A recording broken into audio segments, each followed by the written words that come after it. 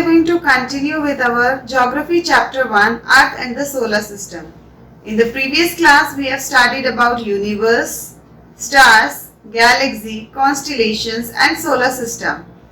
As we have studied that solar system is the family of sun, or sun and the 8 planets and everything revolving around it is called a solar system. So today we are going to study about sun and all the 8 planets of our solar system. First of all, we are going to study about sun. Sun is at the center of solar system and it is the largest celestial body of the solar system. It is a ball of hot burning gases. It means we can say as the sun is too hot, it gives us heat and light.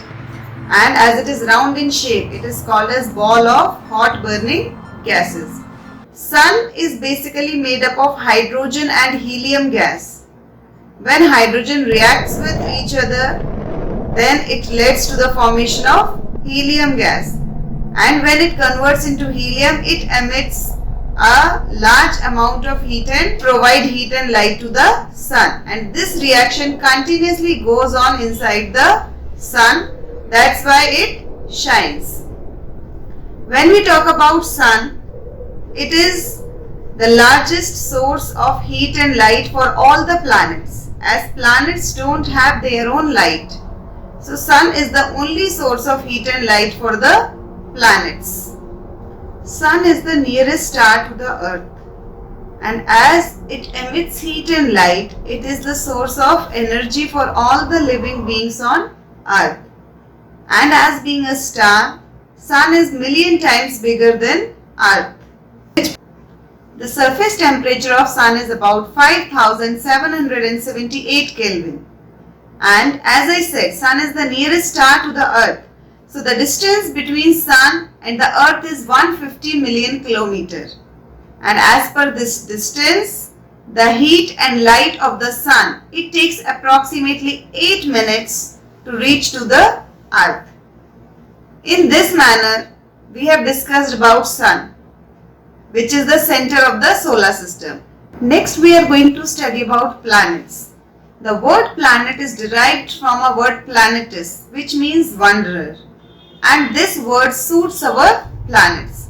The reason being, as our planets are continuously revolving around the sun in an elliptical path, that's why planets are called as wanderers.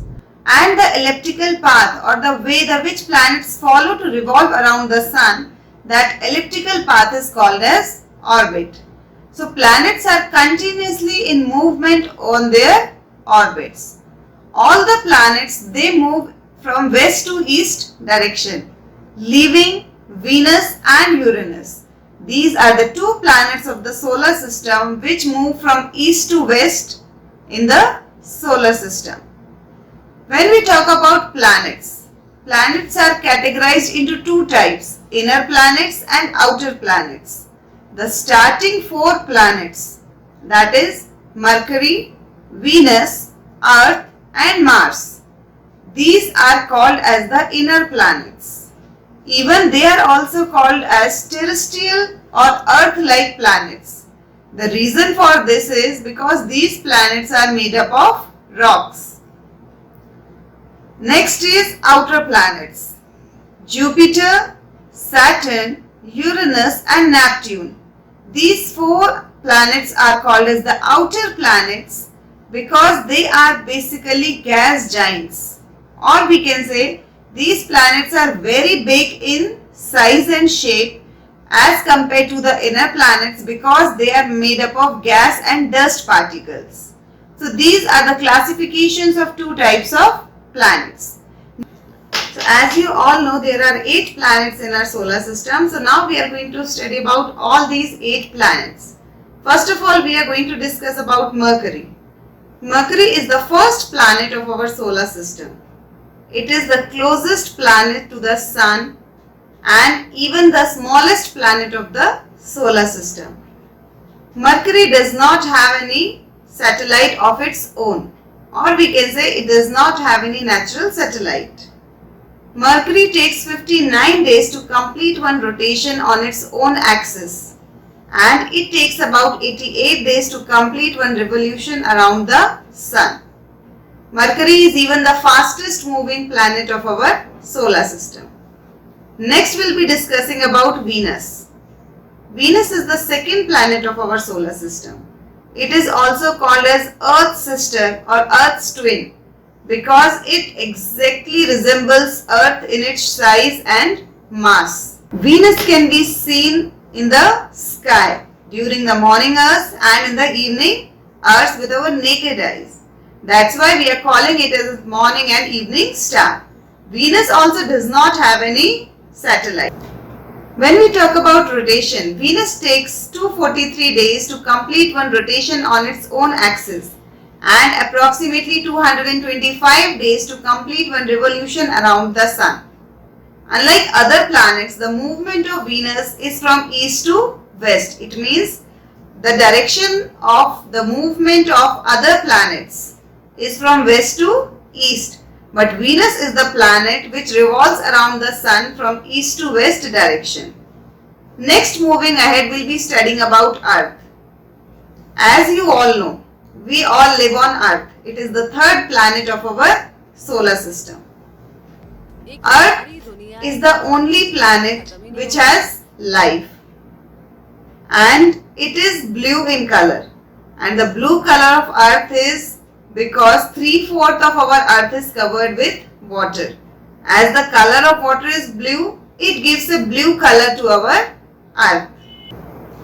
When we talk about the rotation and revolution of Earth takes approximately 24 hours to complete one rotation on its own axis and 365 1/6 days to complete one revolution around the Sun. That's why we are having 366 days after every 4th year. So when we were talking about the sustenance of life on Earth, there are certain basic features which helps in prevailing life on Earth. So these features are, as Earth is the third planet of the solar system, it is at an appropriate distance from the Sun, which helps to maintain an adaptable temperature on our Earth, which helps in survival of life. Second feature is availability of water. As we all know that water is very important for our survival. So as Earth consists of water, it helps in the survival of life. Next feature is availability of life-giving gas, which is oxygen. The atmosphere of Earth or the layer of gases which surrounds the Earth, it contains oxygen and carbon dioxide, which is very important for the survival of life. As we all know, oxygen is the gas which we breathe in and carbon dioxide is the gas which plants take in. So both these gases are equally important. And as these gases are present in Earth's atmosphere, it helps to make Earth a unique planet. So all these features which help in survival of life, they make Earth a unique planet. As we have discussed about rotation and revolution of Earth, rotation of Earth leads to day and night, and the revolution of Earth results in the formation of seasons. It means as the Earth revolves around the Sun, seasons changes, and even oceans, landforms, and all the various physical features on Earth that differentiate Earth from rest of the other planets of the solar system. And due to all these features, we call our Earth a unique planet. Next, we'll be studying about Mars. Mars is also called as red planet because the rocks which are present on Mars, they are of red color and it gives it a red appearance. And when we talk about the rotation and revolution of Mars, Mars takes 1 day to complete one rotation and 687 days to complete one revolution around the Sun. Mars consists of 2 satellites, Deimos and Phobos. And even when we have discussed about Earth, Moon is the only one natural satellite of Earth. Next, moving towards the next planet, that is Jupiter. Jupiter is the largest planet of the solar system and even the fifth planet, or we can say it is the first outer planet of the solar system. It takes approximately 9 hours and 56 minutes to complete one rotation and 12 years to complete one revolution around the Sun. Jupiter consists of 67 satellites, and among these 67 satellites, 53 are confirmed and 14 are not confirmed. Next, moving ahead with the next planet, that is Saturn. Saturn is the second largest planet of the solar system, and even it consists of rings around it, and these rings are made up of ice and the dust particles which are covered with ice. So it gives a unique shape to the planet Saturn in our solar system. It completes one rotation in 10 hours 40 minutes and it takes approximately 29.5 years to complete one revolution around the Sun. When we talk about Saturn II, it is having 62 satellites, and out of 62, 53 are confirmed and 9 are not confirmed. Next, moving on, we will be studying about Uranus. Uranus is the 7th planet of the solar system. It is the coldest planet of the solar system as it is far away from the Sun and it hardly gets the heat and light of the Sun. When we talk about Uranus, like Venus, Uranus is one more planet which moves from east to west.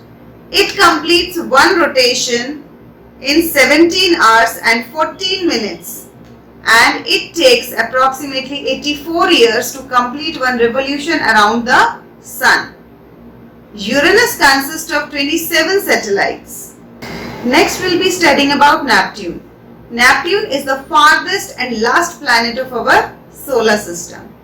It completes one rotation in about 14 hours and 7 minutes and it completes one revolution around the Sun in 164.8 Earth years. Neptune even consists of 14 satellites. So in this manner we have discussed about all the planets, and now moving ahead, as we have discussed that every planet is having a satellite. So we are going to discuss about the natural satellite of Earth, which is Moon. As every planet is having their own satellites, Earth is also having one natural satellite and some artificial satellites. So now we will be discussing about the natural satellite of Earth, that is Moon. Moon is our nearest celestial body. It is at a distance of 3,84,000 kilometers from Earth. Although it appears big because it is nearer to us as compared to any other celestial body. When we talk about the size of Moon, the size of Moon is 1/4 of the diameter of Earth. We can even say that Moon is 1/4 of the size of the Earth. Moon takes approximately 27 days to complete one revolution around the Earth. As we know, Earth takes 24 hours to complete one rotation. So that is the time taken by the Moon also to complete one circle or round on its own axis. That's why we are able to see only one part of the Moon at a time. Even the shape and size of Moon goes on changing because of the rotation of Earth and the rotation of Moon. So that's why once in a fortnight we are able to see a full moon night and a new moon night. This change in the shape and size of the moon is known as the phases of moon, and the night when we are able to see the full moon, that is called as Purnima, and the night when we are not able to see the moon, that is called as Amavasya. Moon does not have any atmosphere. Because of that, the sunlight directly falls on the moon which creates a big difference in the day and night temperature of moon. In the daytime, as the sun rays directly falls on moon, so the temperature rises up to 127 degrees Celsius. While at night, when there is no sunlight, that time the temperature decreases up to minus 173 degrees Celsius. Moon does not have water, air, clouds, atmosphere, nothing on it. And even the gravitational pull of moon is 1/5 of the earth. To understand it, we can say that if a person weighs 100 kg on earth, then his weight will be 20 kg on the moon. The first person who landed on moon was Neil Armstrong. He set his left foot on the moon at 10:56 p.m. on July 20, 1969. So when we say that he stepped on the moon, as I told that the gravity of moon is very less. So as the weight of person reduces, a person is not able to walk comfortably on moon. So as moon does not have all the needed features for the survival of life, so there is no life on moon. Till now, the scientists are trying to search for some signs of life on moon, and these researches are going on. So this is about the natural satellite of Earth, which is moon. Now moving ahead with the chapter, we'll be discussing about some of the other celestial bodies which are a part of our solar system, like asteroids, comets and meteors. So in this manner, first of all, we are going to discuss about asteroid. Asteroid is basically a group of small celestial bodies which are made up of rocks and are present between the orbit of Mars and Jupiter. Asteroids are even called as minor planets because they also revolve around the Sun. As the asteroids revolve around the Sun in between the orbit of Mars and Jupiter, so this region is even called as the asteroid belt. And asteroid, as it consists of rocks, so there are different sized asteroids which are present in the asteroid belt. Ceres, Pallas, Juno and Vesta. These are the 4 largest asteroids in our solar system. Now we are going to study about other celestial bodies, that are meteoroids, meteors and meteoroids. Meteoroids are basically the small chunks of rocks and debris. They become meteors when they enter into the Earth's atmosphere. As a meteoroid enters the Earth's atmosphere, it burns because when it reacts with the gases present in our atmosphere, and it flashes a streak of light behind it when it enters the Earth. It looks like a tail. So meteors are even called as shooting stars, and they burn up when they enters the Earth atmosphere. A meteor becomes a meteoroid when it is not able to burn up completely. Some meteors are very big in shape. So when they enter the Earth atmosphere, they are not able to burn up completely and they fall on the surface of Earth. So those half-burnt meteors which lands on the Earth's surface are called as meteoroids. And it is said that these meteoroids, they even revolve around the Sun and they originate from the asteroid belt. So this was about the meteoroids, meteors and meteoroids. Next we will be studying about comets. A comet is a shiny heavenly object that is made up of pieces of ice, frozen gases and dust particles. And as it consists of frozen gases, so these gases are methane, ammonia and carbon dioxide, etc. Comets have a shiny head and a tail, and the tail of a comet always points away from the Sun. Comets even revolve around the sun in a fixed orbit, and the tail of the comet is visible only when the orbit of comet is near to the sun. When we talk about comets, so one of the commonly known comet of our solar system is Halley's Comet, and it is said that it appears after every 76 years. And last, this comet appeared in year 1986, and now again it will be appearing in year 2062. So in this manner, these are the other celestial bodies which together forms our solar system. So this was all about the chapter related to universe, galaxy, constellations, sun, our all the 8 planets, asteroids, meteors and comets. So before winding up today's class, I would like to sum up the chapter. So the summary of the chapter: Sun is the largest celestial body in solar system and greatest source of energy for lives on the earth. There are 8 planets in our solar system: Mercury, Venus, Earth and Mars are the inner planets.